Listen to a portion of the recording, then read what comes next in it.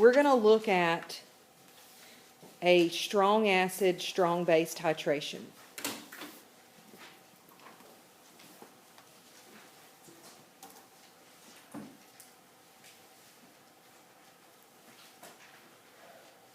We can actually plot something called a titration curve for a for any acid-base titration.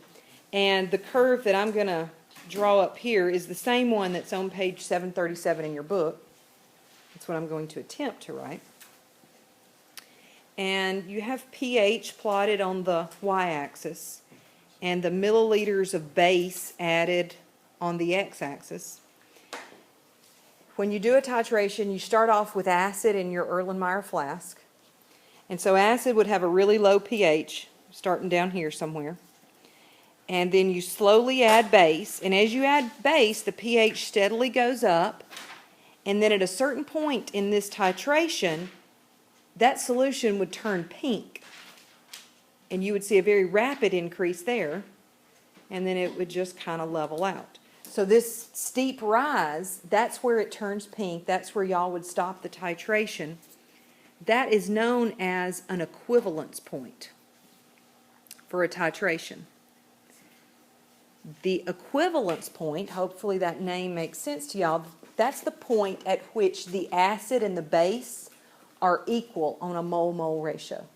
So at the equivalence point, the moles of acid is equal to the moles of base.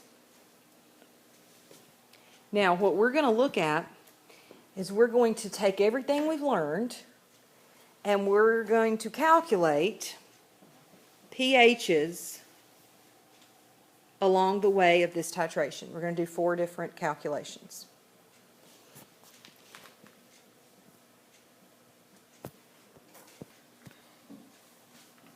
So,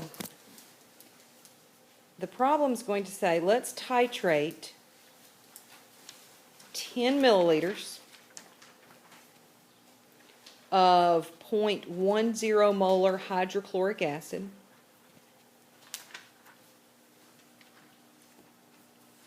with 0.10 molar sodium hydroxide.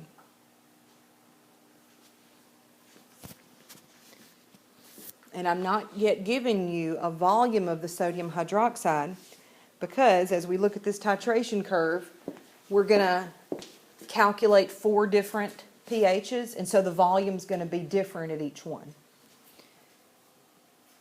So for this first one, number 1, let's just calculate the initial pH of the acid.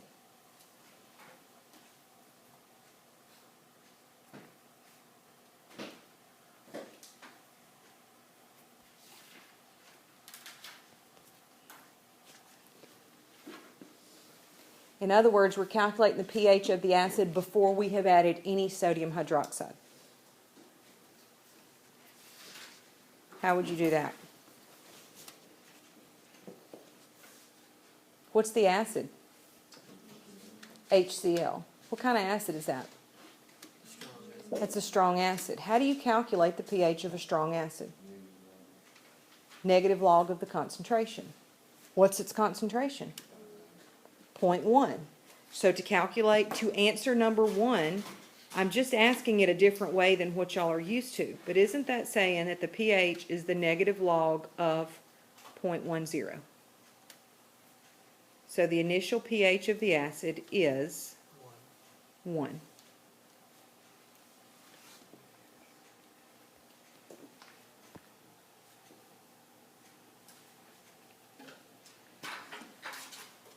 Okay. Now, let's calculate the pH here at our second point.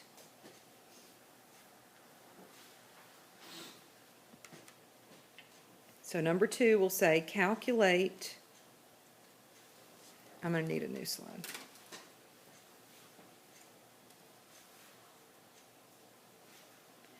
The pH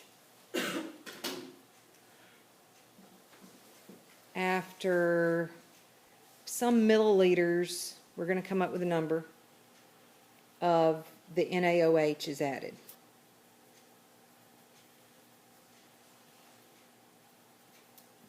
And I'm going to let you guys come up with that volume.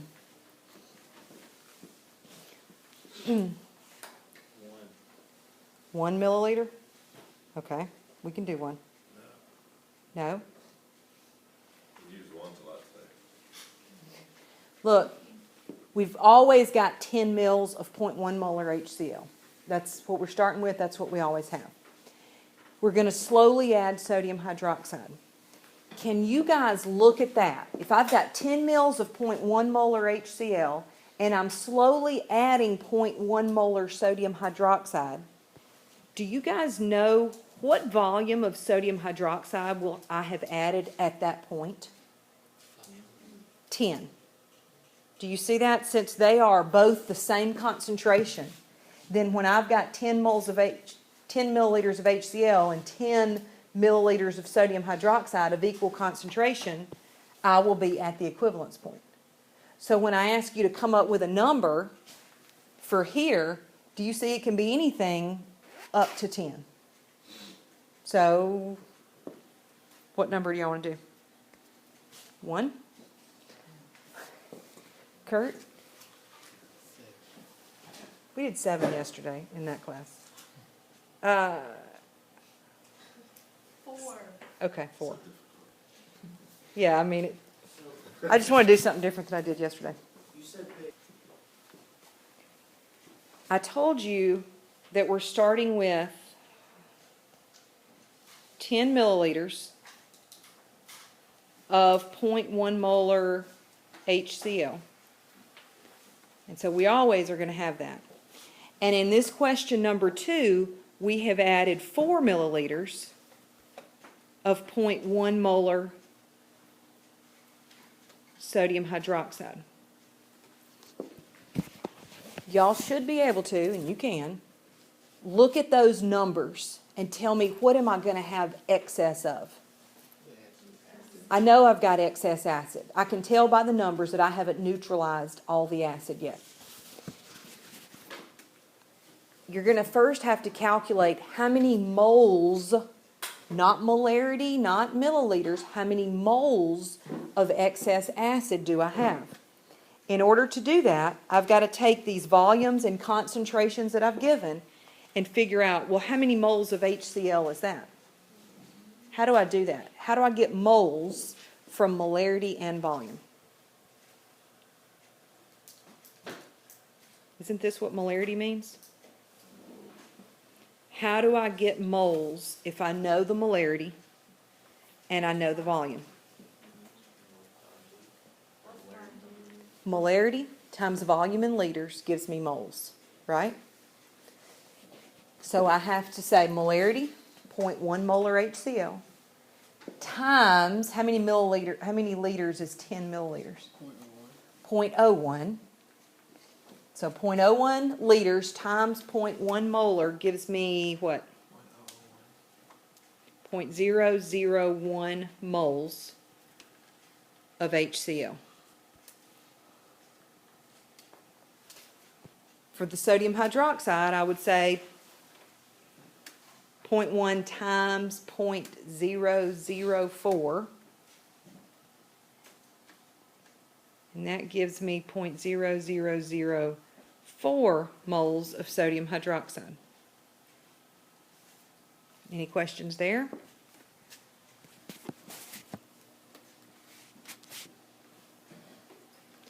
Before we worked it, y'all could look at it and you knew I'm going to have extra hydrochloric acid. And you can see now from comparing those two numbers that I've got extra hydrochloric acid. How much extra?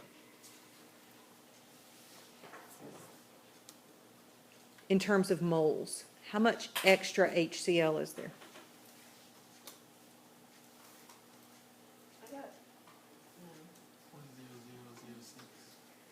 Don't I have 0.0006 moles of HCl excess?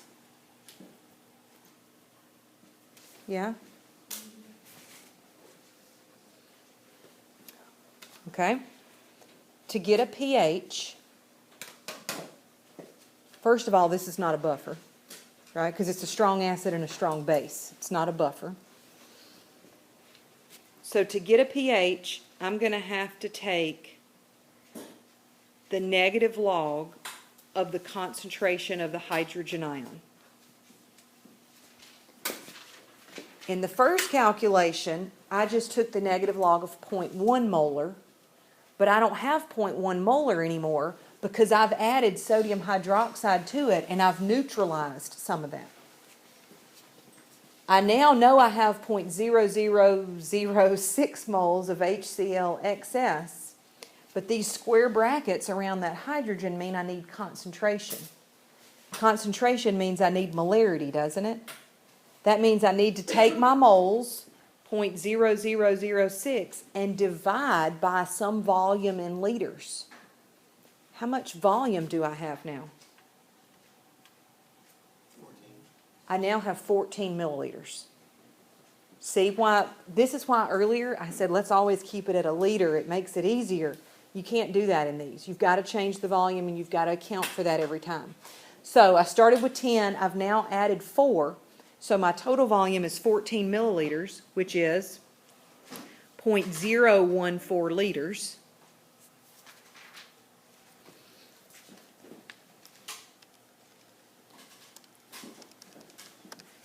That gives me a molarity, when I divide those out, of what?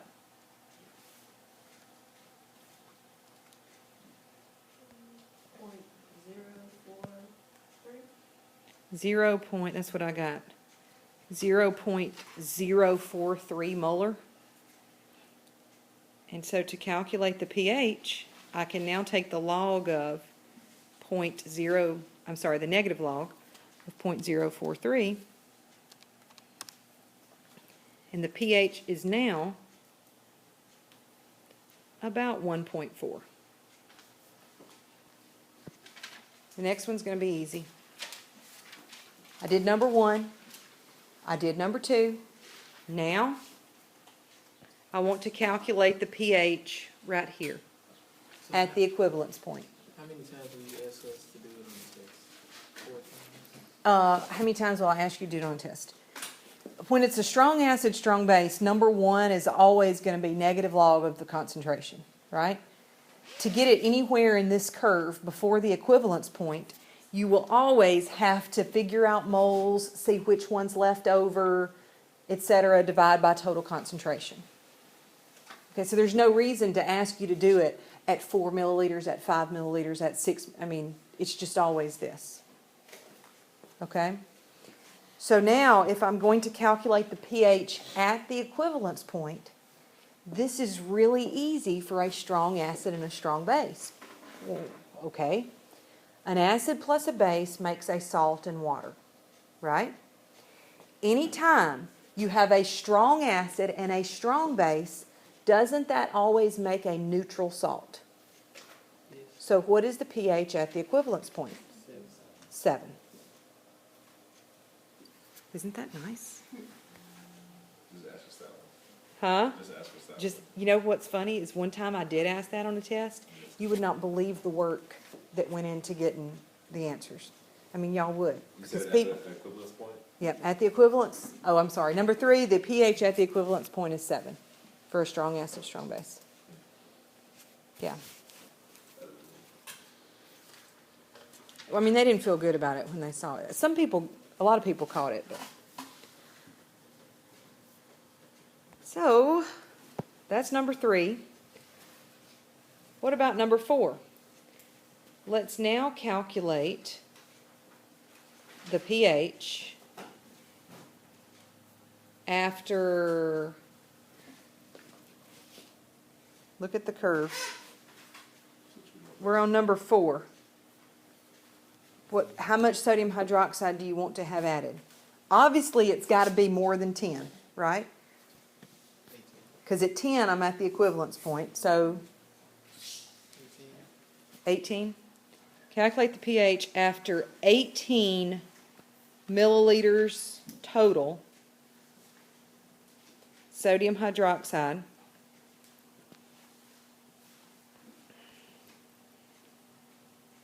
has been added. And just for clarification, I'm going to go ahead and write in has been added to the original 10 milliliters of 0.10 molar hydrochloric acid.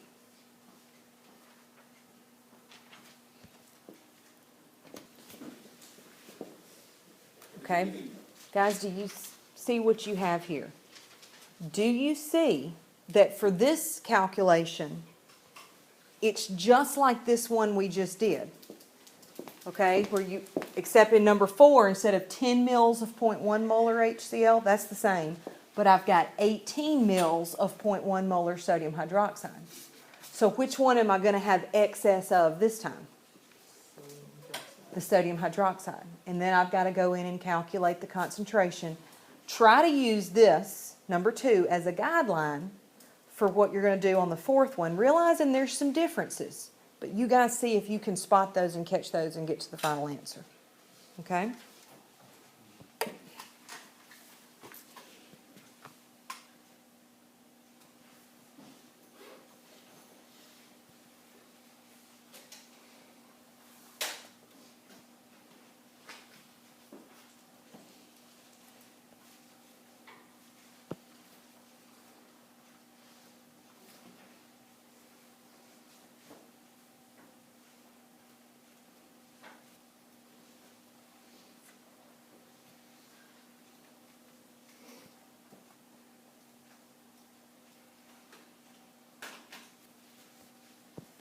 So when I get these numbers, I knew before I got the numbers that I've got extra sodium hydroxide.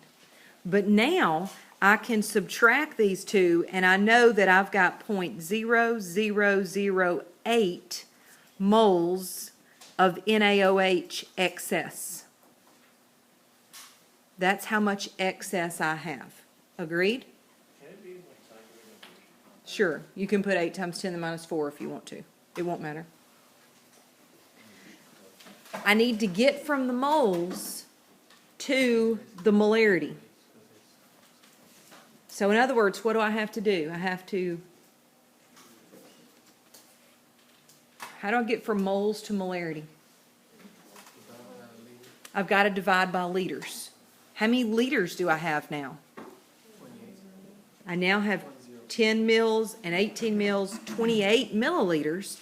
So therefore, I've got to take the 0.0008 moles and divide it by 0.028 liters. And what do you get?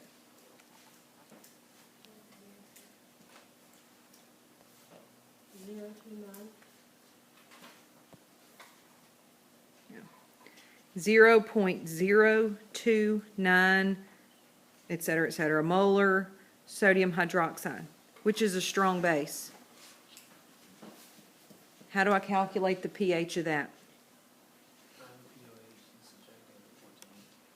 Since it's sodium hydroxide excess, when I take the negative log of that, that's going to give me the pOH. Yeah, the negative log of 0.029 gives me a pOH, and I subtract it from 14, and I get a pH.